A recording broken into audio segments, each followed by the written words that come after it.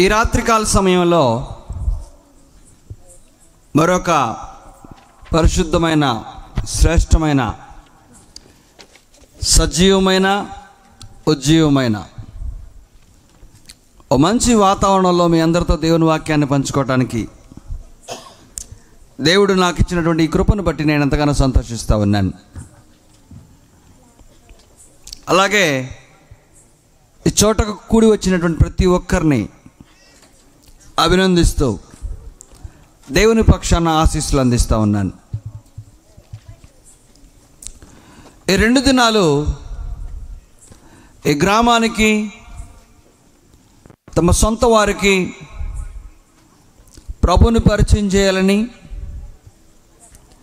వారిని దేవునికి మరింత దగ్గరగా నడిపించాలని ప్రేరేపించబడ్డ వ్యక్తులు ఇక్కడ కూడుకుంటూ ఉన్నటువంటి ప్రభు యొక్క సంఘము తలపెట్టినటువంటి కార్యక్రమం అపారమైంది, అమోఘమైంది. అయితే ఈనాటి నా ప్రసంగాన్ని ఓ ప్రశ్నతో మొదలు పెట్టాలని అనుకుంటూ ఉన్నాను. మన చుట్టూ ఓ సమాజం ఉంది. ఈ సమాజంలో మనము కూడా అంతర్భాగం.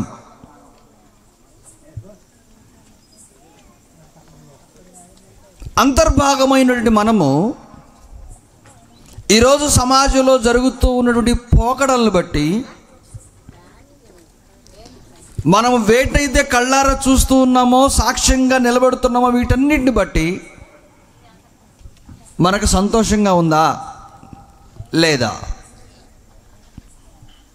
ఈనాటి సామాజిక పోకడ మనకు సంతోషాన్ని కలిగిస్తూ ఉందా లేదా? కలిగిస్తే అది ఎలాంటి సంతోషం, కలిగించకపోతే అది ఎలాంటి బాధ, ఎలాంటి చింతన? బాధనే కలుగజేస్తే, ఇలాంటి బాధను కలుగజేసేటువంటి సమాజంలో నువ్వు ఇలాగా ఎందుకు బ్రతికున్నావు? దీనిని ఏమన్నా మార్చాల్సినటువంటి బాధ్యత నీకుందని తలంచుతున్నావా లేదా? దీన్ని మార్చేటువంటి ప్రయత్నం కానీ, ఒక నిర్ణయం కానీ నువ్వు చేపట్టకపోతే, నీకు సంతోషాన్ని ఇవ్వనటువంటి ఈ సమాజంలో నీ బిడ్డలు ప్రభావితం చెంది శాంతి సమాధానం లేకుండా బ్రతుకుతారు. కేవలం నీ బిడ్డలే కాదు, మనందరి బిడ్డలు అలాగే బ్రతుకుతారు. ఈ చెడ్డ సమాజంలో మనుషులు బ్రతకడం ఆరంభించిన తర్వాత అదే ప్రభావాన్ని తర్వాత తరానికి కూడా తీసుకువెళ్ళక తప్పదు. ఇప్పుడు ఈ సమాజం మనకు బాధ కలుగజేస్తుంది అనే మాట నిజమే అయితే, అది నిన్న మొన్న అటు మొన్న ఏర్పడింది కాదన్న విషయం గుర్తుపెట్టుకోవాలి. కొన్ని సంవత్సరాల క్రితము ఎవరో దీన్ని ప్రారంభించారు, అందుకు ఈ ఫలాలు ఫలిస్తూ ఉంది సమాజము. అందుచేతనే మనకు ఈ లోపాలు స్పష్టంగా కనిపిస్తూ ఉన్నాయి. కేవలం కనిపించడమే కాదు, అంతరంగంలో ఎవరికీ చెప్పుకోలేని బాధ. కానీ చాలా తేలిగ్గా వాడేస్తూ ఉంటాం మనం. ఏమనంటే, లోకం పాడైపోయిందండి, ఎటు చూసినా అన్యాయం, అక్రమం, దుర్నీతి, ఇంక ఎన్నైతే ఉన్నాయో అవి అసంఖ్యాకమైనటువంటి చెడ్డ కార్యాలు. దీన్ని ఇలాగే వదిలేద్దామా? లేకుంటే ఈ చెడ్డ ప్రభావం ఎప్పటి నుంచో ఉందని దేవునికి తెలిసి నిన్ను ఈ ప్రభావంలో నుంచి తప్పించి వేరొక సంస్కృతిలోకి మార్చాడని నువ్వు నమ్ముతున్నావా? చాలా బాధతో నేను ఈ సంగతి మీ ముందు ఉంచుతూ ఉన్నాను. నిజానికి సర్వశక్తిమంతుడైనటువంటి దేవుని యొక్క నామాన్ని ధరింపజేసుకున్నటువంటి బిడ్డలుగా మనం బ్రతుకుతూ ఉన్నమాట వాస్తవమే అయినప్పటికీ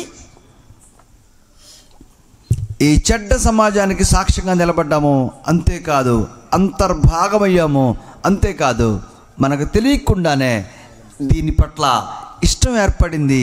మన బిడ్డలు ఈ పోకడలోనే బ్రతుకుతూ ఉన్నారు. ప్రభునందు ప్రియమైనటువంటి వారలారా,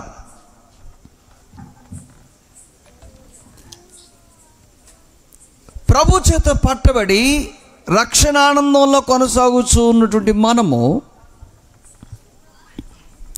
ఈ చెడ్డ సమాజానికి సాక్ష్యంగా నిలబడుతూ అందులో అంతర్భాగమై ఉన్నటువంటి మనము ప్రభుతో నిబంధన చేసుకున్న వారమై సంఘాలు కట్టబడుతూ ప్రతి ఆదివారం దైవ సన్నిధికి వెళుతూ ఈ గ్రంథం ప్రకటించబడుతూ ఉండగా వాక్య సందేశాన్ని వింటూ ఈ చెడ్డ సమాజంలో అంతర్భాగం అయ్యావంటే నీ అంతరంగంలో ఏవి నాటబడింది,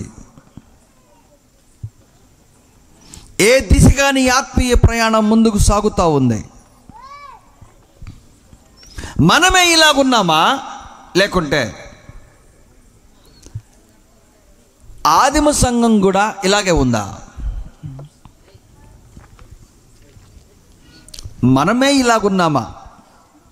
ఈ మధ్యకాలంలో ప్రారంభించబడి నాటబడుతూ ఉన్నటువంటి ఈ సంఘాలే ఇలాగున్నాయా, లేకుంటే ఆదిమ సంఘము అనగా అపోస్తల కార్యములు 2వ అధ్యాయంలో క్రీస్తు యేసుని ప్రభువుగా రక్షకుడిగా స్వీకరించినటువంటి వారు కూడా అప్పటి నుంచి ఆ సంస్కృతిని కొనసాగించి పాపకోపంలోనే బ్రతుకుతూ వచ్చారా? రక్షింపబడిన వారైనప్పటికీ కూడా లేదు. వారు అలాంటి సంస్కృతిలో నడవల. ఎలాంటి సంస్కృతిలో నడిచారంటే, లోకము పోకడ చెడ్డదైనప్పటికీ ఆ చెడ్డ లోకంలో నుండి పరిశుద్ధమును నిర్దోషమైనటువంటి క్రీస్తు రక్తం చేత కడగబడి ఒక నూతనమైనటువంటి జీవన విధానంలోకి వారు ప్రవేశించారు. ఆయా చోట్ల ప్రారంభించబడిన సంఘాలు ఆరోగ్యవంతంగా ఆత్మీయంగా ఎదిగినాయి. ఇదిగో మీకు అందరికీ ఈ కరపత్రం అందించబడింది కదా, ఒక్కసారి ఎంతమంది దీన్ని తీసుకున్నారు చూడండి. రామచంద్ర గారు దీన్ని ఇచ్చేటప్పుడు ఒక కన్స్ట్రైంట్ చెప్పాడు.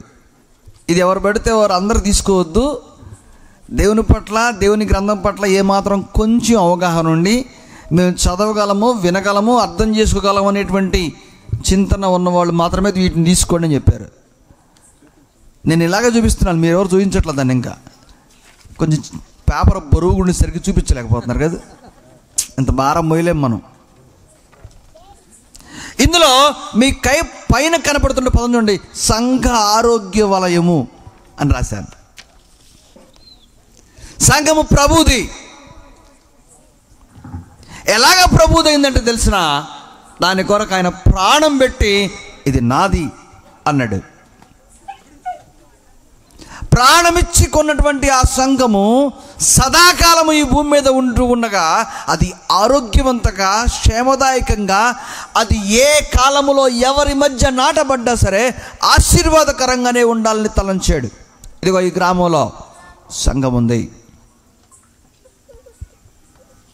ఈ చుట్టుపక్కల గ్రామాలన్నింటిలో సంఘాలు ఉన్నాయి, ప్రార్థనా కోడికలు జరుగుతూ ఉన్నాయి, చర్చ్ బిల్డింగ్స్ ఉన్నాయి, వాక్యం ప్రకటించబడతా ఉంది. అయితే నాదొక ప్రశ్న, సంఘానికి అలాగే ఇక్కడ ఎవరైనా దైవ సేవకులు ఉంటూ ఉంటే వాళ్ళకు కూడా నా ప్రశ్న, మీ సంఘాలు ఆదిమ సంఘం ఉన్నట్లుగా అందులో భాగస్వాములయ్యున్నటువంటి వారికి సంతోషాన్ని, ఆనందాన్ని, ఆత్మీయతను పంచేంత ఆరోగ్యంగా ఉన్నాయా?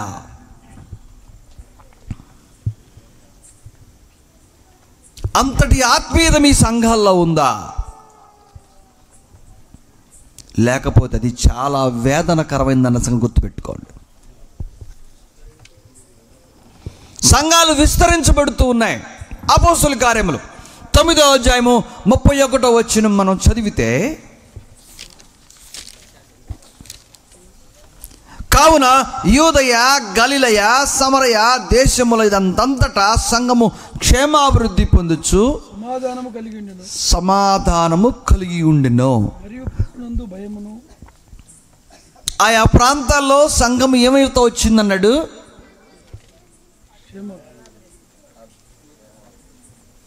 క్షేమాభివృద్ధి పొందుచు సమాధానము కలిగి ఉండను అని రాయబడింది. అంటే క్షేమకరమైన, ఆరోగ్యవంతమైన, ఆశీర్వాదకరమైనటువంటి ఒక పరంపర, ఒక నీతి, ఒక సాంప్రదాయము ఆయా సంఘాల్లో తొలి దినము నుండి నడిచినాయి.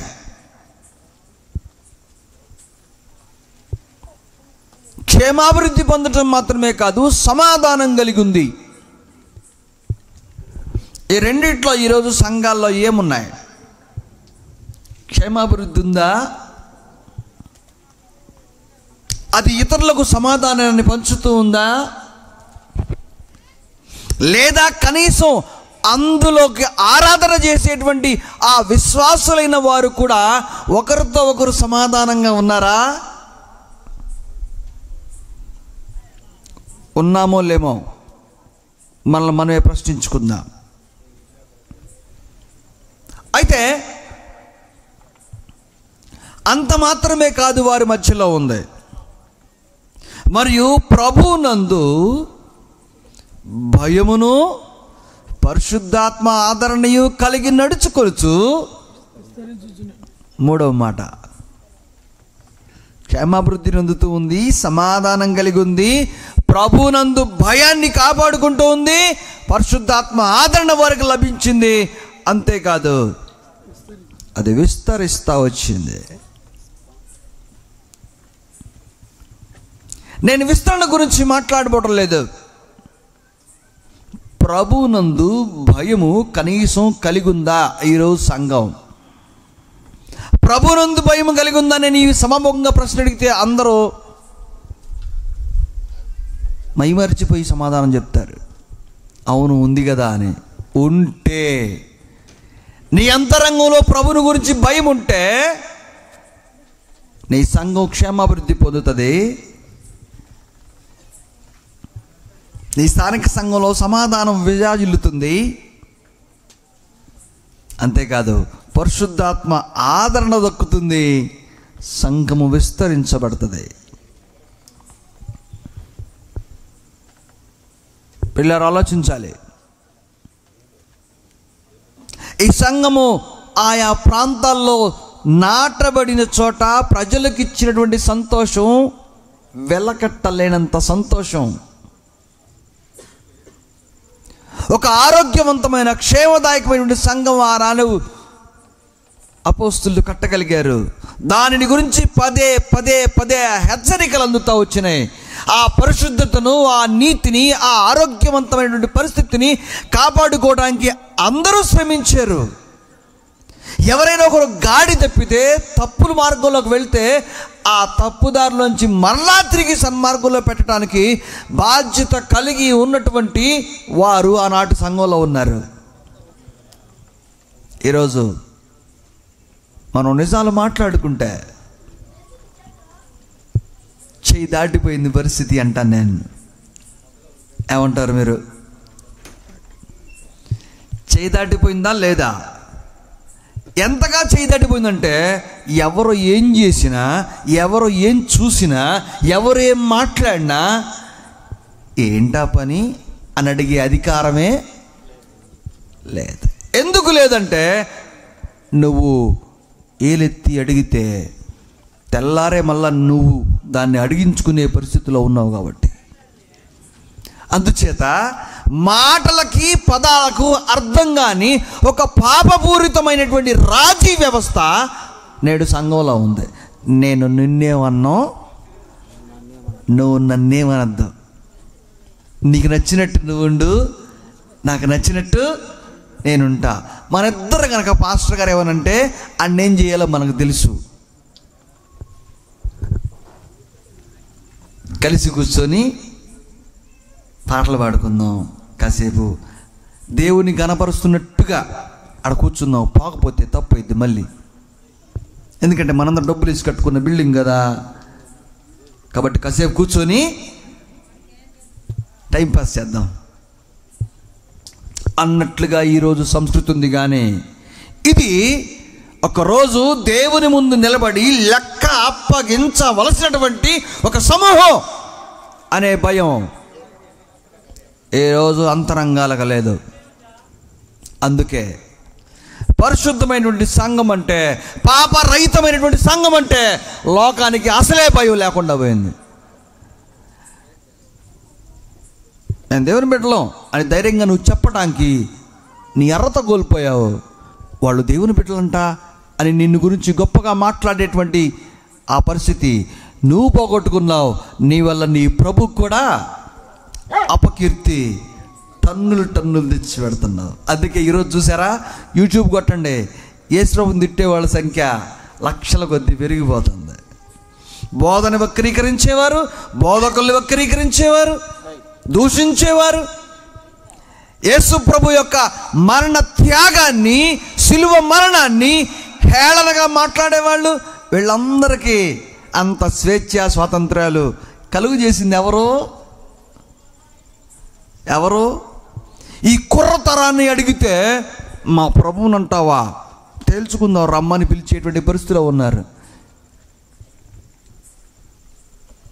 మనల్ని స్వరక్తమిచ్చి కొన్నది ప్రభు అందుకొరకు కాదు, కానీ నిన్ను చూసే ప్రతిసారి నువ్వు ప్రభు సంబంధివని గుర్తించేటట్టుగా బ్రతకటం ఎలాగో అందుకొరకు నేర్పించాడు ఆయా స్థానిక సంఘానికి ఆదిమ సంఘ సంస్కృతిని.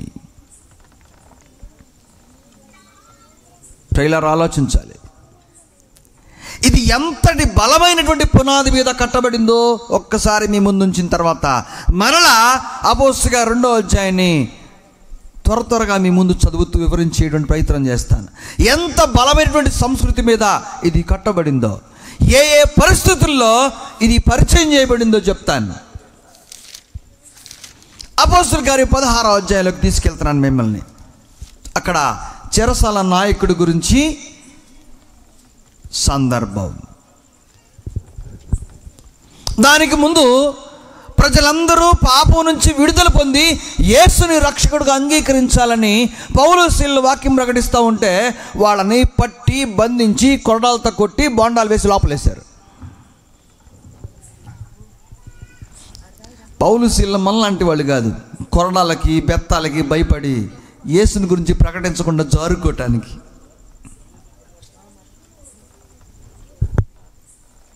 వాళ్ళు ఏం చేశారంటే 25వ వచనం నుంచి చదువుతున్నా నేను. మధ్యరాత్రి వేళ పౌలు శీలలు దేవునికి ప్రార్థించుచు కీర్తనలు పాడుచుండిరి. ఏ సందర్భం అది? చర్చిలో ఉన్నారా? ఇంట్లో ఉన్నారా? చెరసాల్లో ఉండి ఇదేం పని అండి? పిచ్చి చపలం కాకపోతే ఇద్దరికి పరిచయం చేసుకోవడానికి బోల్డెన్ని గాయాలు ఉన్నాయి. మందులు రాసుకుంటా బయటకు ఎప్పుడు పోతారని ఆలోచించాలి కదా వాళ్ళు. మనల్ని అంత తెలియకలోళ్ళు కాదు వీళ్ళు. అందుకే వాళ్ళ గాయాల గురించి ఆలోచించకుండా వాళ్ళని లోపలేయడానికి కారకుడైనటువంటి ప్రభు యేసుని గురించి ప్రార్థన చేస్తూ కీర్తిస్తూ బ్రతుకుతున్నారు. ఎంతటి మహాగనులు కదా. అప్పుడు ఏం జరిగిందంటే, వాళ్ళు ఆధారపడినటువంటి ప్రభు అకస్మాత్తుగా భూకంపం కలుగు చేశాడు. అమ్మాయ ఇంకా బయటికి పోవచ్చులే అనుకోలే వాళ్ళు. బయట భూకంపం కలిగింది, దాంతో వాళ్ళకి సంబంధం లేదు. లేకుండా వాళ్ళ పాటలే వాళ్ళు పాడుకుంటూ ఉంటే బయట భూకంపం కలిగినప్పుడు వాళ్ళ కాపలా దాటేటువంటి నాయకుడు, చెరసాల నాయకుడు అంత తేడా పడిపోయింది. వీళ్ళు ఖచ్చితంగా పారిపోయి ఉంటారు. నేనేం లెక్కప చెప్పాలి నా అధికారికి అనుకొని చింతన పడుతూ ఉన్నటువంటి సందర్భంలో పౌలు శీలలో ఆ చెరసాల నాయకుడితో మాట్లాడాడు. చెరసాల నాయకుడు మేలుకొని చెరసాల తలుపులన్నీ తెరచినట్టు చూచి ఖైదీలు పారిపోయారనుకొని కత్తి దూసి తన్ను తాను చంపుకొనబోయిన. ఈ సందర్భాన్ని మీరు ఆలోచన చేయాలి. ఎందుకంటే వేరేదేం జరగదు, నువ్వున్నా నేనున్నా అంతే జరిగేది. కానీ ఇక్కడ ఉంది ఎవరు? అపోస్తలులు, పౌలు శీల ఉన్నారు. వాళ్ళ కాపలా ఉన్నటువంటి చెరసాల నాయకుడు మాత్రం కత్తి దూసి తన ప్రాణాన్ని చంపుకొని పోతూ ఉంటే అక్కడ ఉన్నటువంటి పౌలు అన్నటువంటి మాట చూడండి, నువ్వేమీ హాని చేసుకోవద్దు, తలుపులు అయితే తెరవబడ్డాయి కానీ అసలు ఆ సంగతి మాకు కూడా తెలియదు, మేము ఇక్కడే ఉన్నాము అని అభయం ఇచ్చారు. బిగ్గరగా పలికారంట. నీవు ఏ హానియు చేసుకొని వద్దు. 28వ వచనం, మేమంతయు ఇక్కడనే ఉన్నామని బిగ్గరగా చెప్పాను.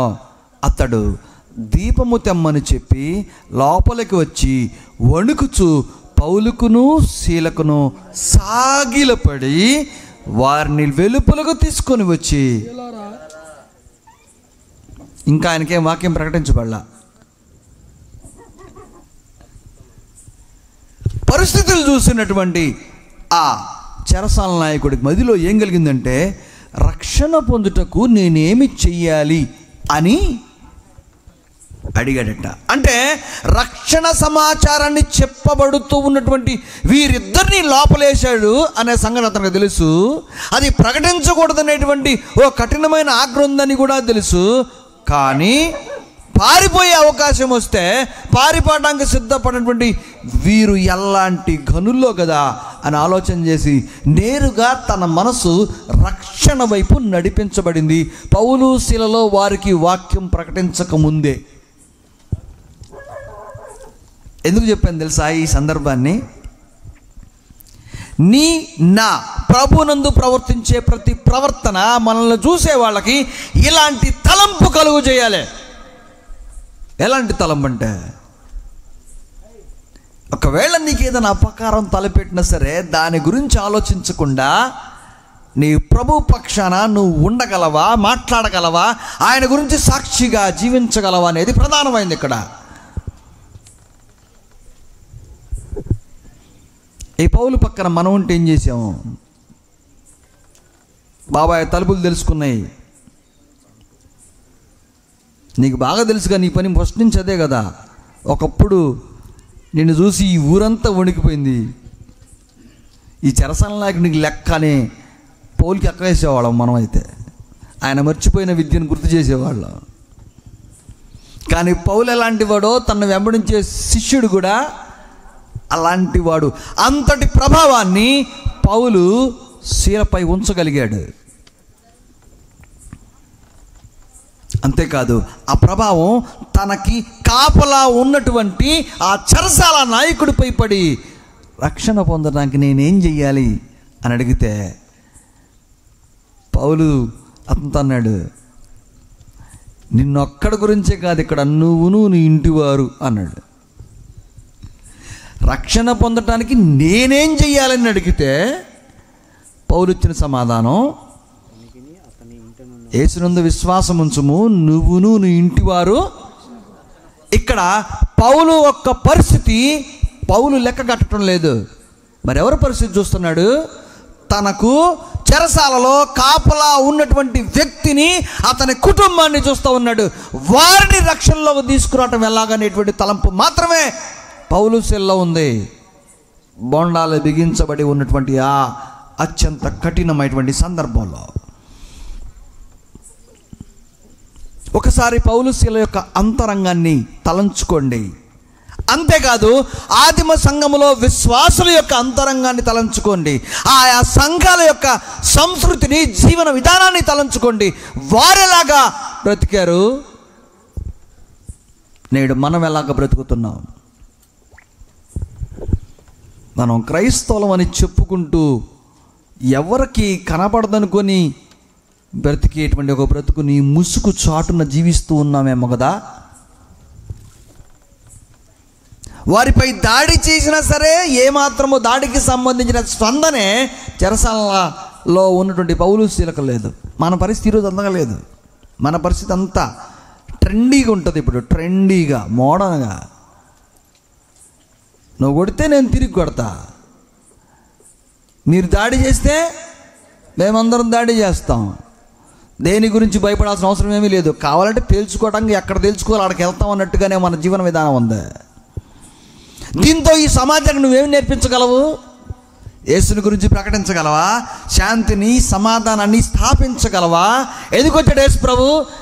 నేను శాంతిని అనుగ్రహించి వెళుచున్నాను, ఈ లోకం అనుగ్రహించినట్టుగా కాదు, నేను నా శాంతిని మీకు అనుగ్రహించి వెళ్ళుచున్నానని శిష్యులతో ప్రభు చెప్పాడు యోహాను సువార్తలో. అలాంటి శాంతి సమాధానాన్ని ఈ లోకానికి పరిచయం చేయవలసినటువంటి బాధ్యత సంఘంపై ఉంచాడు ప్రభువు. ఆ సంఘం ఎలాగ ప్రారంభించబడింది, ఏ ఏ సంస్కృతి ఏ ఏ ఆనవాయితీలో ముందుకు సాగిందో ఈ రాత్రికాల సమయంలో మీకు వివరించేటువంటి ప్రయత్నం చేస్తాను. ఒకవేళ అలాంటి ఆదిమ సంఘం కనుక లేకపోతే, లేని కారణంగానే ఈ దౌర్భాగ్యపు జీవితంలో సంఘాలు ఇలా ఉండడానికి కారణం అదే. ఆదిమ సంఘం నుంచి ఆ సంస్కృతిని నేర్చుకోవాలా, దాన్ని ఆనవాయితీగా స్వీకరించాలా. నీకేది లాభకరమైందో, నీకేది క్షేమదాయకమైందో, ఏది సంతోషాన్ని ఇస్తుందో ఆ సంస్కృతినే వెంబడించేటువంటి జీవన విధానంలో నువ్వు ఉన్నావు తప్ప నీ స్థానిక సంఘాన్ని కనీసం ఆత్మ సంబంధమైన ఆరోగ్యంగా కూడా చూసుకోలేకపోతున్నావు. ఎంత డొల్లతనం కనపడుతుందో నేడు సంఘాల్లో. వెనకాల వారికి ఎవరికొక కోపం వస్తుందేమో, ఇది మీ ఊర్లో అలా ఉందేమో, మా పూసలపాడు అట్టాటిది కాదు అనుకుంటున్నారేమో. ఉంటే ఏ పూసలపాడు గ్రామం అంతటికి, ఇక్కడ కూడుకున్నటువంటి సంఘం అంతటికి నేను చేతులెత్తి దండం పెడతా ఉన్నాను. నేను అలాగే ఉండండి, దేవుడు దీవిస్తాడు. ఒకవేళ అలాగా లేరా, మనం ఈ రాత్రికాల సమయంలో సిగ్గు తెచ్చుకొని మారాల్సినటువంటి అవసరం ఎంతైనా ఉంది. ఎందుకంటే ప్రభువుని సిగ్గుపరచడం కంటే, ప్రభువుకు తలంపులు తెచ్చేదానికన్నా కూడా, దానికంటే ముందు నువ్వు సిగ్గుపడటం, నువ్వు తలదించుకోవటం, నువ్వు మార్పు చెందేటువంటి ప్రయత్నం చేయటం ఎంత అవసరం. నీ అంతరంగాన్ని మార్చుకొని ఆదిమ సంఘం యొక్క సంస్కృతిలో నడవటం చాలా అవసరము. ఏమిటి ఆదిమ సంఘం యొక్క సంస్కృతి? ఎంతటి ఆరోగ్యవంతమైనటువంటి సంఘంగా ఆదిమ సంఘం ఉందో ఇప్పుడు నేను మీ ముందు ఉంచే ప్రయత్నం చేస్తున్నాను. ఒకసారి అపోస్తుల కార్యం 2వ అధ్యాయంలోకి వెళ్దాం అందరం.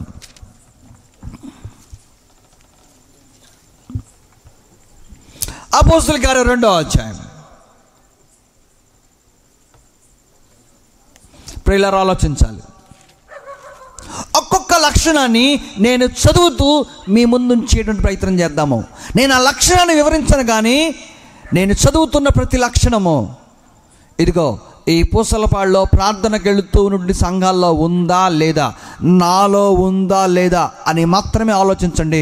ఉండకపోతే నా ప్రసంగం ముగించిన తర్వాత 5 నిమిషాలు అందరూ తలలు వంచి కన్నీటితో ప్రార్థన చేయండి. ప్రభువా, నేను నిన్ను అవమానించాను, నా జీవితానికి అవమానమే అంటింది, నేను వెళుతూ ఉన్నటువంటి సంఘము ఆరోగ్యవంతంగా లేదనేటువంటి తలంపు ఖచ్చితంగా వచ్చి తీరాలి. చదువుతాను ఒక్కొక్కటి. 2వ అధ్యాయం 36వ వచనం నుంచి 47 వరకు చదివితే, ఇంతకుముందు సోదరులు చదివినట్టుగా నాకు బాగా గుర్తుంది.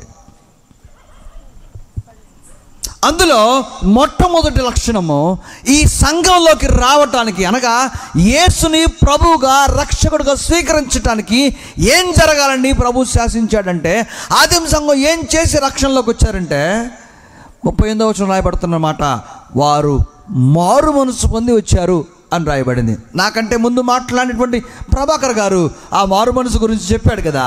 మారు మనసు అంటే తాగుడు మానేయటం, జోదం మానేయటం, వ్యభిచారం మానేయటం అనేటువంటి మాట అనుకుంటున్నారేమో. కాదు, చేంజింగ్ యువర్ లైఫ్ స్టైల్. అప్పటి వరకు ఎలాంటి జీవన విధానాన్ని గడుపుతున్నావో ఇకపై ఆ మార్గంలో నేను ప్రయాణం చేయను. యేసు క్రీస్తు జీవించిన జీవిత విధానం, అపోస్తులు అనుసరించిన విధానంలో మాత్రం నేను బ్రతుకుతానని నీ జీవితాన్ని మార్చుకునేటువంటి ఒక యూటర్న్, నూతనత్వాన్ని నీ జీవితంలో లోకానికి చూపించాలని నువ్వు తీసుకున్నటువంటి తీర్మానంతో ప్రారంభమవుతుంది స్థానిక సంఘంలో నీ ప్రవేశం. అలాగే మొదలైందా మన రక్షణ? కాదు. రేపు పెళ్ళంటే ఈరోజు లట్లట్లట్ట తీసుకెళ్ళి తొట్లో నీళ్ళు పోసి బాప్తిజం ఇచ్చిన వాళ్ళు చాలామంది ఉన్నారు.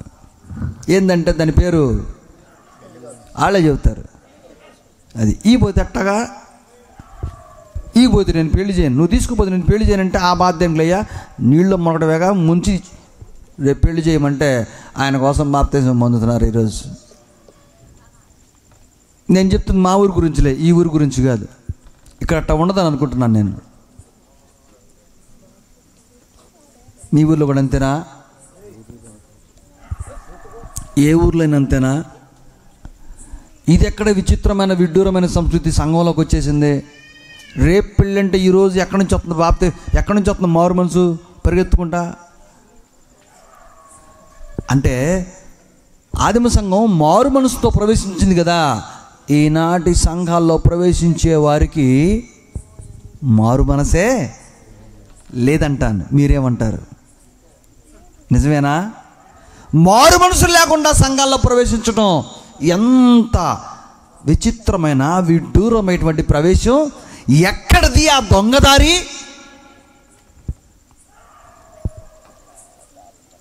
మీకు మంచి సంస్కృతి చెప్తాను చూడండి. విచిత్రమైనటువంటి పరిస్థితి. ఈ బస్సుల్లో, ట్రైనుల్లో, ఫ్లైట్లలో ఎమర్జెన్సీ డోర్ అనే ఒకటి ఉంటుంది కదా. దేనికది? ప్రమాదం జరిగితే లోపల వాళ్ళు బయటికి రావటానికి. విచిత్రం ఏంటో తెలుసా? ప్రమాదాలు జరుగుతాయి కానీ ఆ తలుపు తెరుచుకోదు, అది పని చేయదు ఆ రోజు. దాని పేరేమో అత్యవసర దారం. అది రోజు వచ్చేది అంతకన్నా కాదు, అది వచ్చేదే అత్యవసరం. ఆ రోజు డోర్ పని చేయదు. నిజమా కదా? నాకు ఈ మధ్యకాలం ఏమర్థమైంది తెలుసా? ఈ అత్యవసర ద్వారం పెట్టి దాని తాళం బయట పెట్టారంట, లోపల కాదు, గొళ్ళెం బయట పెట్టారు. అంటే అత్యవసరం ఎవరికి? ఎవరికొకడికి లోపల నుంచి బయట నుంచి లోపలికి రావాల్సిన పరిస్థితి ఏర్పడుతుంది. వాడు తీసుకొని లోపలికి వచ్చిపోతున్నాడు కానీ లోపల ప్రమాదం ఉన్నవాడు బయటికి వెళ్ళడం కోసం కాదు ఈ అత్యవసర ద్వారం. మీరు బాగా లోతుగా అర్థం చేస్తే ఓ చక్కనైన ఉదాహరణ చరిత్రలో నిలిచిపోయేది ఈ మధ్యకాలంలో జరిగింది. అంతకంటే వేరే చెప్పడం కుదరదు నాకు. ఎమర్జెన్సీ డోరు తాళం లోపల లేకుండా బయట పెట్టారు మన సంస్కృతిలో. పిల్లలు ఆలోచించండి. మారు మనసు పొందినవాడు దేవుని యొక్క సంఘంలోకి రావాల్సినటువంటి నియమం ఉంది, రైట్? ఆ తర్వాత మారు మనసు పొంది సంఘంలోకి ప్రవేశించడానికి ఇష్టపడ్డవాడు వాడు లోబడాల్సిన మొట్టమొదటి ఆజ్ఞ ఏంటో తెలుసా? నీటి మూలంగా ఆత్మ మూలంగా జన్మించితేనే కానీ వారు బాప్తిసం పొందాలి అనే ఆజ్ఞ ఇచ్చాడు పేతురు. అది ప్రభువు ఇచ్చినటువంటి ఆజ్ఞ. అందుచేత మారు మనసు పొందిన వారు బాప్తిసం పొందడం మొట్టమొదటిది. 38వ వచనంలో ఆ మాట చదువుతున్నాను. పేతురు అన్నాడు, వీరు మారు మనసు పొంది పాపక్షమాపణ. అంటే మారు మనసు పొందిన వాడికి పాపక్షమాపణ జరగాలి. ఆ పాపక్షమాపణ జరగాలి అంటే అతను ఏం చేయాలట? యేసుక్రీస్తు నామమున బాప్తిసం పొందుడి, అప్పుడు మీరు పరిశుద్ధాత్మను వరమును పొందురు. మారు మనసుకి, పాపక్షమాపణకి, బాప్తిస్మానికి, పరిశుద్ధాత్మ వరానికి 4టికి కనెక్షన్ ఉంది. ఈ 4టిని ముక్కలు చేసింది ఈరోజు సంఘం, ఈరోజు బోధ. మారు మనసు చాలు పరలోకం వెళ్ళటానికి, బాప్తిసం అక్కర్లేదు పరలోకం వెళ్ళటానికి, పరిశుద్ధాత్మ మాత్రం తేరగా ఉన్నాడు నీ మీదకి రావటానికి.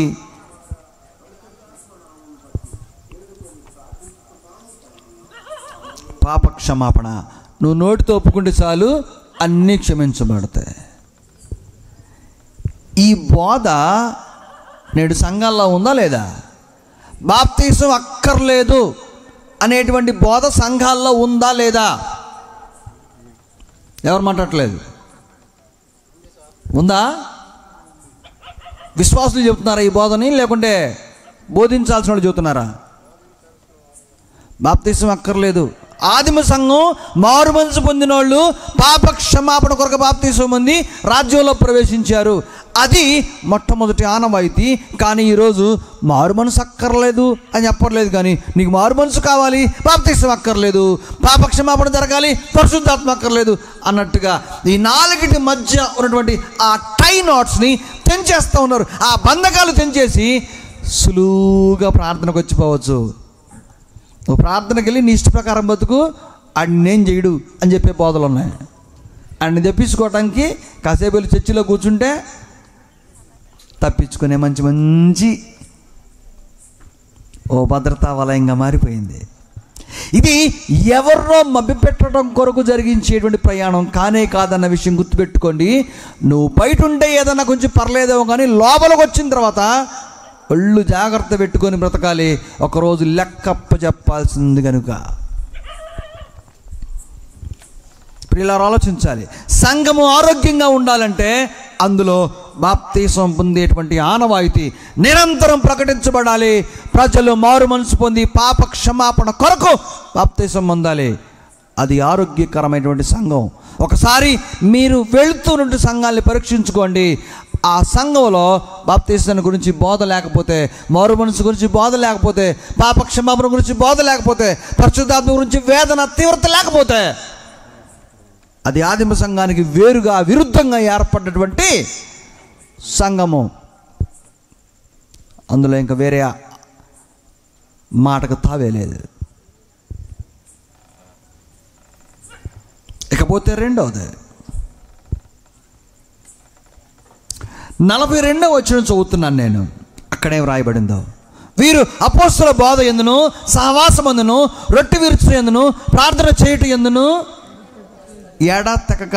అక్కడేదో కొన్ని లిస్టు చెప్పాడు. వాటిల్లో ఆ స్థానిక సంఘం ఎడతెగక ఉందంట, మానకుండా ఉందంట. వాటిల్లో ఒక అత్యంత ప్రాముఖ్యమైనది ప్రార్థన. రెండవది ప్రార్థన. ప్రార్థనలో ఎడతెగకుండా ఉన్నటువంటి సంస్కృతి సంఘానికి ఉండాలి. ఎడతెక్కకుండా అంటే అది నీ గురించి మాత్రమే కాదు, ఇంకా రక్షణ పొందకుండా ఉన్న వారి గురించి అత్యంత ప్రాముఖ్యంగా చెప్పాలంటే నీ శత్రువు గురించి నువ్వు చేసేటువంటి ప్రార్థన. అదే నీ శత్రువు ఎక్కడికి రావాలి? పాపాలు అంగీకరించి రక్షణలోకి రావాలి. ఒకవేళ నీ సంఘంలో నువ్వు మోకరించి శత్రువు కోసం ప్రార్థన చేస్తున్నావంటే ఈరోజు, ప్రభువా వాడికి ఎప్పుడు శిక్ష పడిద్దో నేను కళ్ళారా చూద్దామని ప్రార్థన చేసే ప్రార్థనే. శత్రువుకు శిక్ష పడాలని ప్రార్థన చేసేటువంటి సంస్కృతి నేడు సంఘాల్లో ఉందా లేదా? లేదా లేకపోతే పూసలు పడుకురామని నేను అభినందిస్తా ఉన్నాను. మన అంతరంగంలో కోరుకుంటాం దాన్ని. దేన్ని? ఆడెప్పుడు కింద పడతాడా చూద్దామని. నాకు అన్యాయం చేస్తే నీ పని మామూలుగా ఉంటుందా?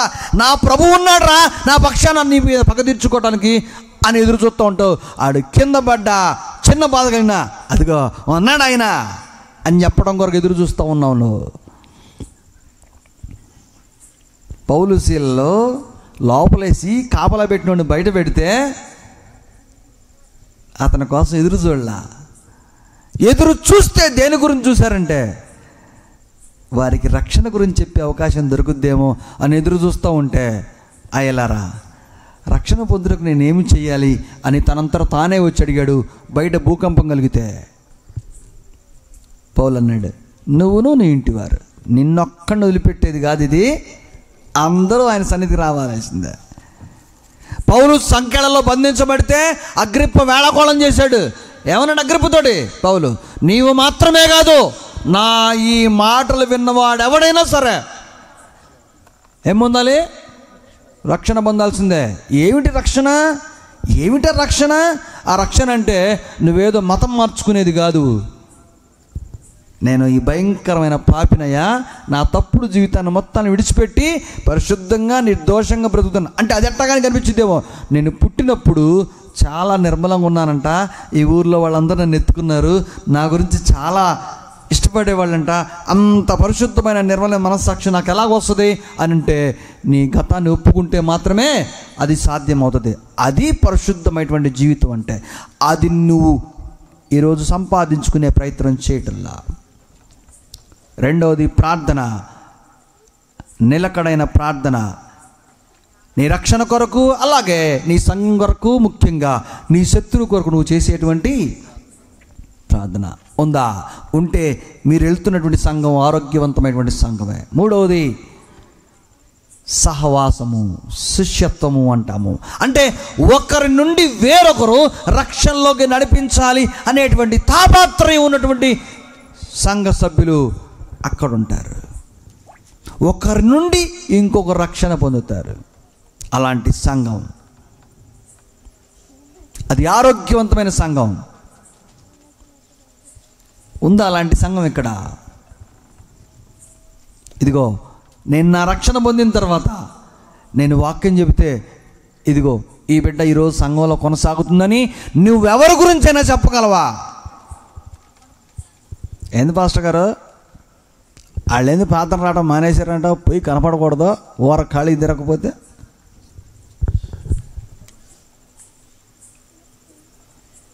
సంఘ నాయకత్వం మీద ఈరోజు పెత్తనం చేసేవాళ్ళు అడుగడుగున ఉన్నారు. అది నీ పని కాదా? ఒక వ్యక్తిని దేవుని సన్నిధి నడిపించటం నీ పని కాదనుకుంటున్నావా ఏంటి? ఆదిమ సంఘం అందరిది ఆ పని అనేటువంటి భావంలో బ్రతికారు. అపోస్తల బోధ యందును, సహవాసమందును, రొట్టె విరుచు యందును, ప్రార్థన చేయటం యందును ఎడతెగనివారు. చాలా హేళనగా ఈరోజు సంఘ నాయకత్వాన్ని, దైవ సేవకుడిని, అతని గురించి మాట్లాడుకునేటువంటి సంస్కృతిలో ఈరోజు సంఘాలు తయారైనాయి. భయం భక్తి లేకుండా ఆ దోష శిక్ష దేవుడే వేస్తాడు, దాని గురించి ఇబ్బంది పడాల్సినటువంటి చింతన ఏమి మనకేమీ లేదు. కానీ ఎడతెక్కకుండా నీ సహవాసాన్ని బలపరుచుకునే సంస్కృతి నీకుందంటావా? ఈ స్థానిక సంఘంలో ఉందా? ఒక విశ్వాసి వాక్యాన్ని తమ సంబంధాల చిత్రమున్న వారికి, లేకుంటే తన పొరుగు వారికి ప్రకటించగా నీ విశ్వాసాన్ని చూసి రక్షణలోకి వచ్చిన వారు ఎవరైనా ఉన్నారా? ఉంటే నీ విశ్వాసం సరైందే, నీ సహవాసం గొప్పదే, నువ్వు నిజంగా యేసు ప్రభు యొక్క శిష్యుడివే. కరువు వస్తే చెదిరిపోయిన వారు వాక్యం ప్రకటించుకుంటూ వెళ్ళారు, అది వాళ్ళ శిష్యత్వం. కరువు వస్తే వాక్యం ప్రకటించుకుంటూ వెళ్ళారు, అనేకులు రక్షణ పొందారు. కానీ మనం ఎవరికి వాక్యాన్ని ప్రకటించటం అది మన పని కాదనుకుంటున్నాం. ఇది మూడవది. నాలుగవది, వారందరూ ఏకముగా అనుకొని బ్రతుకుతూ ఉన్నారట. వారందరూ ఏకముగా. 43వ వచనం నుంచి నేను కింద చదువుతున్నాను. అప్పుడు ప్రతి వానికి భయం కలిగిన, దేనికో ప్రతి వానికి భయం కలిగేటువంటి సందర్భం ఎందుకు కలిగింది అని అంటే, వారు పైన అపోస్తల బోధపై ఆధారపడి బ్రతికేటువంటి జీవనాన్ని అలవరుచుకున్నారు కాబట్టి చూసే వాళ్ళకి భయం కలిగింది. గుర్తుపెట్టుకోండి ప్రేమైనటువంటి సంగమా, యేసు క్రీస్తు బోధించినటువంటి అపోస్తల బోధలో నువ్వు బ్రతుకుతూ ఉంటే నిన్ను చూసే వాళ్ళకి, నిన్ను గమనించే వాళ్ళకి ఏం కలుగుతుంది? భయం కలుగుతుంది. ఆటోమేటిక్గా ఆ భయము నీలో కూడా ఉంటుంది. మనం చదివాం అపోస్తల కార్యాల్లో 8వ అధ్యాయంలో, 9వ అధ్యాయం 1వ చదివాం. అక్కడ ఏం కలిగింది? వాళ్ళు భయాన్ని కాపాడుకున్నారని రాయబడింది. భయాన్ని కాపాడుకున్నారు. చదువుతున్నాను నేను. విశ్వసించిన వారందరూ ఏకముగా కూడి తమ కలిగిందంతయు సమిష్టిగా ఉంచుకొనిరి. ఇది యుగాక వారు తమ స్థిరాస్తులను అమ్మి అపోస్తుల పాదముల యొద్దగా అందరికీ వారి వారి అక్కర కొలది పంచిపెట్టిరి. మరియు వారేక మనస్కులై ప్రతిదినము దేవాలయంలో తప్ప కూడుకొనుచు ఇంటింటా రొట్టె విరుచుచు దేవుని స్తుతించుచు ప్రజలందరి వలన వారు దైవ చిత్తానుసారమైన తన కార్యక్రమాల్లో మునిగిపోతూ ఉండుంటే ప్రజలకి వాళ్ళ మీద దయ కలుగుతుంది, ప్రేమ కలుగుతుంది. వారందరూ కలిసి ఏకముగా అనేటువంటి మాటలో మనం ఏమర్థం చేసుకోవచ్చు అనంటే, ఒక ప్రేమపూర్వకమైనటువంటి బంధం వారి మధ్య స్థిరపరచబడింది. ఈరోజు సంఘాల్లో ప్రేమ ఉందా? వైరం ద్వేషం,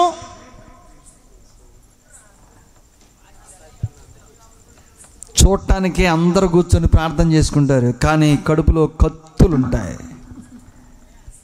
ఎప్పుడు దొరుకుతాడా తొక్కేద్దాం అనేటువంటి కోపం, పగ తీర్చుకునేటువంటి కోపం. ప్రియ సంగమం, ఆలోచన చేయండి.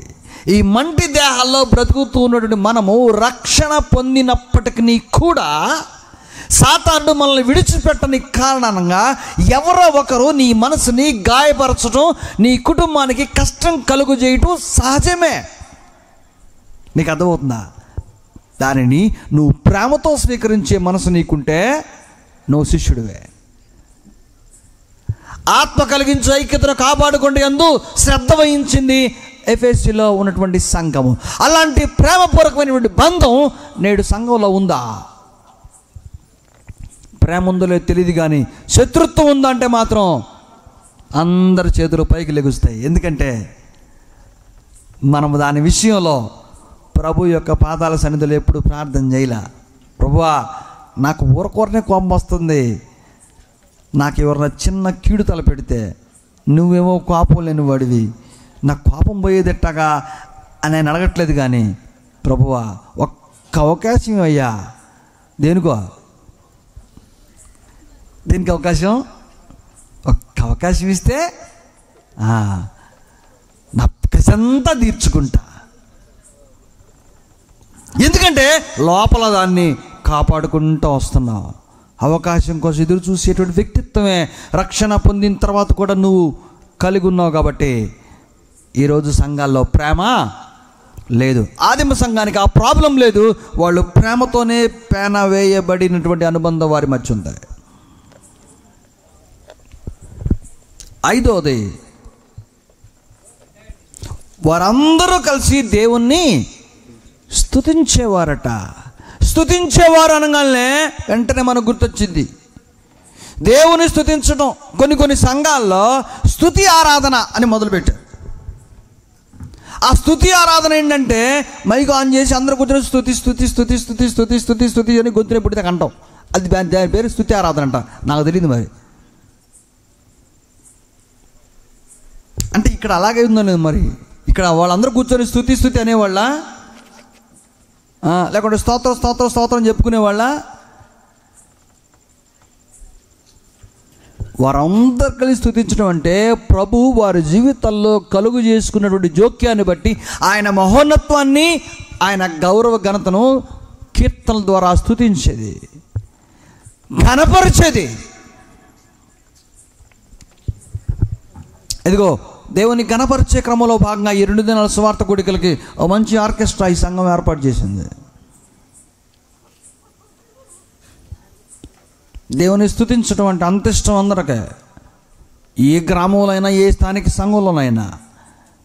కానీ అది ఈ పెదాలతో చేసేది కాదు. దేవుని గౌరవాన్ని, ఘనతని ఇనుమడింపజేస్తూ ఆయన నీ పట్ల జోక్యం చేసుకొని కలుగు చేసిన గొప్ప భాగ్యాన్ని మననం చేసుకుంటూ ఘనపరిచేది. కీర్తనలతోనూ ఆత్మ సంబంధమైన పద్యముతోనూ కృపాసహితముగా మీ హృదయంలో దేవుని గురించి గానము చేయొచ్చు.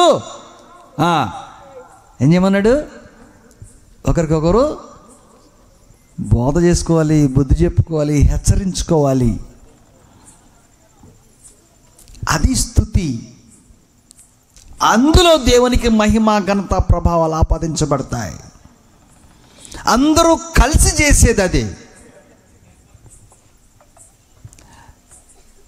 సంఘాల్లో అందరు కలిసి పాడే పాటలు ఎక్కువ ఉంటాయా, లేకుంటే ఒక్కొక్కరు పాడే పాటలు ఎక్కువ ఉంటాయా? ఏ ఎక్కువ ఉంటాయి? అందరూ కలిసి పాడాయా, ఒక్కొక్కరు పాడాయా? ఎవరు మాట్లాడట్లేదు. ఒక్కొక్కరు పాడేది. ఒక్కొక్కరు పాడితే అందరు చూస్తారు, గుర్తించి అమ్మాయి బాగా పాడితే ఈ అబ్బాయి బాగా పాడతాడు అంటే ఎవరు ఘనత? ఇప్పుడు ఈ గొంతులకి భజన కావాలా, బాగా పాడిద్ది, ఈయన బాగా పాడతాడు. ఎవరెవరు బాగా పాడతారో మార్కులు వేయటం కొరక దేవుని కీర్తించేది. గుర్తుపెట్టుకోవాలి, అందరూ కలిసి దేవుని ఘనపరిచేది స్తుతి అంటే. ఎవరికి వారి పాండిత్యము, ఎవరి గౌరవాన్ని ఘనతను గొప్ప చేసుకునేది కాదు ఇది.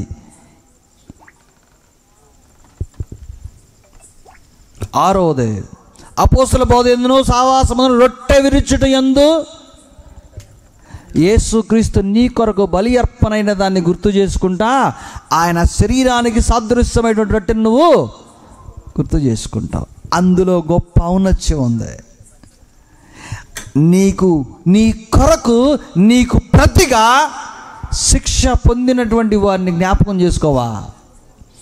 నీపై మోపబడ్డటువంటి మరణ ఛాయల్ని తప్పించినటువంటి వారిని గుర్తు చేసుకోవా? అది అపోస్తల బోధలో వాళ్ళు ప్రతి ఆదివారం రొట్టె విరుచడం చేశారు అని అంటే మనకు అందుకే అది బాగా కష్టం అని చెప్పి ప్రతి ఆదివారం ఏడ కుదురుద్దు, రొట్టెలు దొరకట్లా, గోధుమ పిండి దొరకట్లా. అందుకే నెలకోసారి, సంవత్సరానికి ఒకసారి, లేకుంటే క్రిస్మస్ రోజు ఒకసారి పెట్టుకోవడానికి ఈజీ అయిపోయింది. అందుకే చాలా గొప్పగా చెప్తారు, మీరు ప్రతి వారం తీసుకుంటారా? అవునా, మాకు సంవత్సరానికి ఒకసారి గోడలు ఎగరేసి చెబుతారట. సంవత్సరానికి ఒకసారి కాకపోతే 10 ఏళ్ళకి ఒకసారి తీసుకో. నిన్ను ఎవరన్నారు? ఎవరు కొట్టారు? క్రీస్తు యొక్క మరణత్యాగాన్ని గుర్తు చేసుకునే విషయంలో నీకంత అలుసా, అంత తేలిక? ఎవరు ఎక్కడి నుంచి తెచ్చారు ఈ బోధనే? ఎక్కడి నుంచి తెచ్చారు? మానక చేసినటువంటి ఆదిమ సంఘం యొక్క సంస్కృతి. అపోస్తల బోధ యందును సహవాసమందు రొట్టె విరుచుట ప్రార్థన చేయడం యందును తగనటువంటి ఆదిమ సంస్కృతిని చెరిపేసినటువంటి వాడు ఎవడో? అంత అవసరం ఎవరికి ఏర్పడింది? దైవ చిత్తానుసారమైన ఆజ్ఞలు సంఘంలో నేడు జరిగించకుండా చేసేటువంటి అవసరత ఒక్కడికే ఉంది. గుర్తుపెట్టుకోండి. ఎవరికే?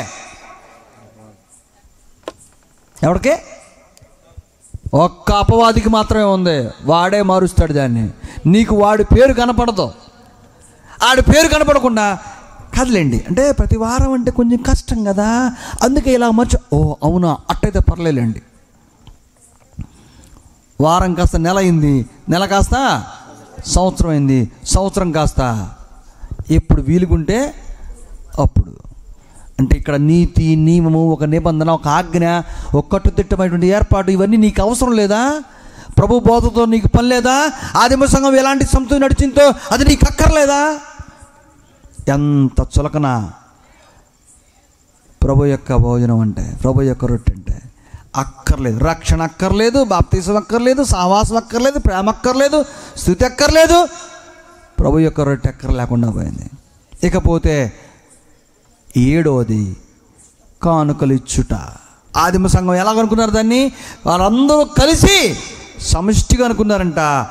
అంతేకాదు, వారు సమిష్టిగా అనుకోవటం వల్ల కలిగినటువంటి ప్రతిఫలం ఏంటంటే వారిలో ప్రతి వారి యొక్క అక్కర తీర్చబడింది. అంతేకాదు 4వ వచనం చదివితే అధ్యాయంలో వారిలో ఎవరికి కొదువు లేకుండా పోయిందని రాయబడింది. సమిష్టిగా ఉంచుకోవటం వల్ల కలిగినటువంటి ప్రతిఫలం అది. సంఘం ఏర్పడిన తర్వాత ఎవరైనా ఒక్కరు ఆపదలో, ఇబ్బందులో ఉంటే ఆ ఆపద, ఇబ్బంది నుంచి ఆ వ్యక్తిని తప్పించాల్సిన బాధ్యత ఎవరిది? ఆ సంఘాంది. అది లోక సంస్కృతి కాదు, దైవ సంస్కృతి. కింద పడ్డవాడిని లేపడానికి టైం లేదు ఈరోజు నీకు. అది మనకెందుకండి? ఈరోజు అయ్యో డబ్బులు మొత్తం అయిపోగొడితే మళ్ళీ నీకు ఎవరు ఇస్తారు, రేపు ఎవరికి ఇవ్వ కానీ పిల్లలు నేర్పుతుంటే ఒక్కడి కష్టాన్ని చూస్తూ ఉంటున్నాడు కానీ కనీసం స్పందించాలన్నటువంటి కామన్ సెన్స్ కూడా కనపట్లేదు. అయ్యా డబ్బులు ఖర్చు చేయకూడదు, పోతే మళ్ళీ రావు అంటుంటే ఈ జేబులో దాచిపెట్టుకుంటున్నారు, బ్యాంకులో కూడగట్టుకుంటున్నారు. అందుకే లలిత హాస్పిటల్ లాంటివి పెట్టేసి ఒక్కసారి కొలగొడితే గుండె ఆపరేషన్కి వస్తే 7 లక్షలు 8 లక్షలు ఆడ కట్టక మాత్రం బ్రహ్మాండంగా డబ్బులు ఉంటాయి. హాస్పిటల్స్లో మంచి బిల్స్ కడుతున్నారు కదా లక్షల్లో. కానీ అక్కరకున్న వారి యొక్క అవసరం తీర్చడానికి నీ చేతులు మాత్రం రావు. గుర్తుపెట్టుకో, నేను మాట్లాడుతుంది రక్షణ పొందినటువంటి విశ్వాసుల గురించి, సంఘము ఏర్పడినటువంటి సంఘాన్ని గురించి మాట్లాడుతున్నాను. ఇవ్వటం దైవ కృప, పుచ్చుకున్నట్టు కంటే ఇచ్చుకున్నట్టు దయ్యం. ధన్యమైంది ఇచ్చుట. కానీ నీకు ఈరోజు ఆ మనసు లేదు. నేర్పించారు, చేతులు దాటం నేర్పించారు, ప్రతి చిన్నదానికి చేతులు దాపటం. ఎందుకంటే మన ఇదియకూడదు, మన అయిపోతాయి. అందువల్ల ప్రాణం మీదకి వచ్చినా సరే, నాకు తెలిసిన ఒక ఆయన ఉన్నాడు, ప్రాణాపాయంలో ఉన్నాడు. హాస్పిటల్లో పెడితే ఒక బంధువు, ఒక సమీప వ్యక్తి అతని కోసం ఖర్చు పెడతా, అబ్బాయి నా దగ్గర మొత్తం అయిపోయినారా, మరి నీ దగ్గర ఏమైనా బ్యాంకులో ఉంటే తీయి, నీకోసం ఇంకా వాడుతుందంటే ఆయన అన్నాడు, అమ్మమ్మ ఇది తీస్తే రేపొద్దు పిల్లలకి ఇబ్బంది అన్నాడు. నేను చెప్పింది ఉదాహరణగా నిజంగా జరిగింది, నేను ప్రత్యక్ష సాక్షిని దానికి. అంటే వీడికి ఆపద వస్తేనేమో ఎవడో ఖర్చు పెట్టాలంట బయటికి తేటంగా. నేను బ్యాంకులో ఉంటే తీసిరా, నేను మీ వాడతాను పిల్లల కోసం అంటే, పిల్లలకు కావాలా, మరి బయటికి ఎట్ట వస్తావు, మరి ఎవరు ఖర్చు పెడతారు, ఎవరు హాస్పిటల్ బిల్లు కడతారు? అంటే వివేకము, విచక్షణ జ్ఞానము అంతగా ఈరోజు మనుషుల్లో దిగజారిపోయింది. ఇకపోతే అపోస్తుల బోధ 8వ అపోస్తుల బోధ అంటే ఏంటో తెలుసా? అపోస్తుల బోధ అంటే ఎట్లుంటుందో ఒక్కటే మాట చెప్పి ముగించేస్తాను. నీ సంఘంలో నీ వాక్యం చెప్పేటప్పుడు నీ గుండెల్లో దూసుకొని పోయి నీ కళ్ళము నీళ్ళు వచ్చినాయా, అది అపోస్తుల బోధ అంతే. అటు చెప్పడం చూద్దాం. అలాంటి బోధ ఇష్టపడే సంఘస్థులు ఉన్నారు ఈరోజు. ఎంతసేపటి మనం చేసిన వాటన్నిటినీ, తప్పు చేసినా ఒప్పు చేసినా పొగడాలా, భజన చేయాలి. అబ్బా, నవ్వింతలు, కవ్వింతలు, కేరింతలు. ఆ పాస్టర్ గారు వాక్యం బాగా చెప్పాడు. ఏం చెప్పాడమ్మంటే, అబ్బబ్బబ్బా భలే చెప్పాడు. ఏంది? నవ్వే నవ్వు, నవ్వులే నవ్వులు. మంచి జోకులు వేస్తాడు. జోకులు వేసే పాస్టర్ దగ్గర వాక్యం వింటే ఆయన ఆడకపోతారు, మీరు ఆడకపోతారు. దేవుని యొక్క వాక్యం అపోస్తల బోధ అంటే ప్రాణాత్మలను, కేళ్లను ఖండించినంత మట్టుకు. ఎప్పుడైనా నీ స్థానిక సంఘంలో వాక్యం విని ఇంటికి వెళ్ళి ఏడ్చావా? అలాగా నీ సంఘంలో వాక్యం ప్రకటించే వాళ్ళు ఉన్నారా? ఉంటే దేవుని స్తోత్రం చెప్పు. నువ్వు ఏడవాలి. నీ తప్పుని నీకు చూపించేటువంటి సంఘం నీకుంటే, నీ అంతరంగాన్ని తెరిచి బద్దలు కొట్టేటువంటి సంఘ సేవసం నీకుంటే నువ్వు దీవెనకరంగా ఉన్నవాడివే. కానీ అది చెప్పాడంటే వచ్చే వారం నుంచి మారిపోతుంది. దెబ్బకి ట్రాన్స్ఫర్ అయిపోతారు పాస్టర్ గారు, వీడు మనకు పనికిరాడు. మరి ఎవరు కావాలి? సరస సల్లాపాలతో వాక్యాన్ని బోధించేవాళ్ళు, నవ్వింపులతో కవ్వింపులతో చెప్పేవాళ్ళు కావాలి. అందుకేమన్నాడు తిమోతిలో పౌలు రాస్తూ, ప్రజలు దొరత చెవులు గలవారై తమ స్వకీయ నాశనము కొరకు అనుకూలమైన బోధకులను ఏర్పరచుకుంటారు. గుర్తుపెట్టుకోండి, అనుకూలమైన బోధకులను ఏర్పరచుకునే సంఘాలు ఇప్పుడున్నాయి. అది దేనికి అంటే స్వకీయ నాశనానికి అనే సంగతి తెలియదు వాళ్ళకి. అది తెలిస్తే ఏర్పరచుకోరు. అనుకూలమైన బోధకులను ఏర్పరచుకునేది స్వకీయ నాశనానికే. వారు ఏం చేస్తారంటే అనుకూలంగా మాట్లాడతారు. ఇది దైవ కృప, ఇది దేవుని యొక్క ఆజ్ఞ. నువ్వు ఇది దిద్దుకోవాలి, నువ్వు సర్దుకోవాలి, నువ్వు మారు మనసు పొందాలి, పశ్చాత్తాపడాలనేటువంటి సంగతి నీకు అందట్లేదే అంటే నువ్వు సరైన బోధ నువ్వు వెంటల్లా. నీ సంఘము, ఆదిమ సంఘం ఎంత ఆరోగ్యవంతంగా లేదు. చివరిది, స్థానిక సంఘాన్ని కాచేటువంటి నాయకత్వం అనగా సంఘ పెద్దలు ఖచ్చితంగా ఉండాలి. సంఘ పెద్దలు అంటే ఎవరు తెలుసా? ఎవరు సంఘ పెద్దలు అంటే? ముడుపులు కట్టేవాళ్ళు కాదండి, ముడుపులు కట్టేవాళ్ళు, నలుగులు వేసేవాళ్ళు కాదు. వాళ్ళు గ్రామ పెద్దలు, వాళ్ళు పల్లె పెద్దలు, వాళ్ళు కుల పెద్దలు. వాళ్ళ అవసరం, వాళ్ళ పని వేరెవరూ చేయటానికి కుదరదు. ఎందుకంటే తరతరాలుగా వచ్చేది. వాళ్ళు కుల పెద్దలు. సంఘ పెద్దలంటే తమ జీవితాలు ప్రభువుకు అర్పించి వారు వారి కుటుంబాలతో సహా ప్రతి ఆదివారం ఆరాధన చేస్తూ, ఇదిగో ఈ గ్రామం అంతా, ఈ పట్టణం అంతా క్రీస్తుని వెంబడించేవారుగా తయారవ్వాలి అంటే ఈ సంఘంలో నుంచి మరికొంతమంది స్వార్థికులు బయలుదేరాలని బాధ్యతగా ఆ సంఘాన్ని కాచేవారు. ఆపదొస్తే రక్షణగా కవచంగా నిలబడేవాళ్ళు, ఇబ్బంది వస్తే ఆ కుటుంబాన్ని పరిరక్షించేవారు, వేదన శోధన బాధ వస్తే సేవకుడి కంటే ముందే వెళ్ళి ఆ కుటుంబానికి, ఆ రోగపీడితులైన వారికి నూనె పోసి ప్రార్థన చేయగలిగేటువంటి భక్తి గల్లవాళ్ళు ఉన్నారా? వాళ్ళు సంఘంలో ఆదిమ సంఘానికి మనలాంటి సమస్య లేదు, వారు కలిగి ఉన్నారు. అందుకే సంఘాలు వర్ధిల్లుతా వచ్చినాయి. యోదయ, సమరయ, గలయముల దేశములంతటా విరాజిల్లినప్పుడు ఆ సంఘం క్షేమదాయకంగా నడిచింది. ఒకసారి మళ్ళీ ఆ వచనాన్ని చదువుతాను, అక్కడ ఏం జరిగిందో. క్షేమాభివృద్ధి పొందింది, సమాధానం కలిగి ఉంది. అంతేకాదు వారు ప్రభునందు భయం కలిగి ఉన్నారు, పరిశుద్ధాత్మ ఆదరణ కలిగింది. అలాగే అది విస్తరించింది. ఆదిమ సంఘ సంస్కృతిని కాపాడుకున్నటువంటి సంస్కృతి ఈనాటి సంఘాలకి లేదు, విస్తరించబట్టలేదు. ప్రభు అంటే భయం లేదు, గౌరవం లేదు, సంఘం అంటే ఆసక్తి లేదు. సంఘం ఒకవేళ ఉంటే అది నీకు నచ్చినట్టుగా ఉండాలని కోరుకుంటున్నావు తప్ప ప్రభు చిత్తానుసారంగా ఉండాలని నువ్వు ఆరాట పట్టలేదు, ఆశ పట్టలేదు. అందుకే లోకంలో ఎలాంటి సంస్కృతి ఉందో ఈరోజు సంఘంలో అలాంటి సంస్కృతిని చెప్పడానికి నేనేమాత్రం భయపట్టలేదు. ఒకవేళ తప్పైతే నన్ను మన్నించండి. లోకంలో అన్ని పనికిమాలి అన్నీ ఉంటాయి, కానీ ప్రభు యొక్క సంఘంలో అవి ఉండకూడదు. వాటికి తావిస్తున్నావా? నీ సంఘం క్షేమదాయకమైన ఆరోగ్యవంతమైన సంఘం కానే కాదు. సంఘ ఆరోగ్య వలయం అనేటువంటి ఈ కరపత్రాన్ని మీ ముందుంచాను. మీ స్థానిక సంఘం ఆరోగ్యవంతమైన సంఘంగా ఉందో లేదో ప్రశ్నించుకోండి. ఈ 9 లక్షణాలు మీ సంఘంలో ఉంటేనే అది ఆరోగ్యవంతమైన సంఘము, అపోస్తులు నడిపించేటువంటి సంఘం లాంటిది, ఆదిమ సంఘం వంటిది. ఒకవేళ వీటిల్లో ఏది లేకపోయినా మీ సేవకుడో మీ దైవజనుడో ఇది అక్కర్లేదని తీసేసినా అది ఆరోగ్యంగా ఉండదు.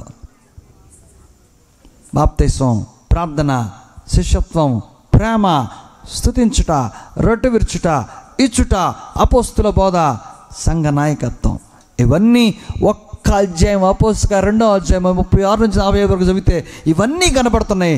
అందుకే ఆ సంఘం దీవెనకరంగా వర్ధిల్లింది. ఇదిగో ఈ పూసలపాడులో ఉన్న ప్రభు యొక్క సంఘము, ప్రార్థనకి వెళ్ళేటువంటి సంఘాలు వర్ధిల్లాలి అని అంటే అపోస్తల 2వ అధ్యాయం ఎలాంటి సంఘంగా ఆదిమ సంఘం ఉందో అలాంటి సంఘంగా ఉండటానికి ప్రయత్నం చేయండి. ప్రభు కృప తోడుగా ఉంటుంది. దానిని బట్టి ఈ గ్రామం అంతా రక్షించబడుతుంది. అంతేగాని శత్రుత్వాన్ని, ఈర్ష్యని, ద్వేషాన్ని పగల్లో నింపుకొని, అంతరంగాల్లో నింపుకొని బ్రతికితే అది ప్రభు పట్ల భయం ఉన్నటువంటి సంఘంగా ఉండదు. ఈ సమాజాన్ని మారుద్దాం, ప్రపంచాన్ని మారుద్దాం, యేసు క్రీస్తు నిజంగా వెంబడించేటువంటి శిష్యులుగా బ్రతుకుదాం. అట్టి బలమైనటువంటి ఆదిమ సంఘం వంటి పోకడలో ఈ పూసలపాడులో ఉన్నటువంటి క్రైస్తవులందరూ పరివర్తన చెందాలని, ప్రభుని వెంబడించాలని మనసారా కోరుకుంటూ, ఓపికతో శ్రద్ధాసక్తులతో నా ఈ సందేశాన్ని విన్న మిమ్మల్ని అందరినీ అభినందిస్తూ దేవుని పేరిట ఆశీస్సులు అందిస్తూ ఉన్నాను. ఈ అవకాశం ఇచ్చినటువంటి స్థానిక సంఘానికి, నిర్వాహకులకు, నేటి కార్యక్రమం నడిపించేటువంటి అధ్యక్షులకి నా ప్రత్యేకమైన వందనాలు తెలియజేస్తూ ముగిస్తున్నాను.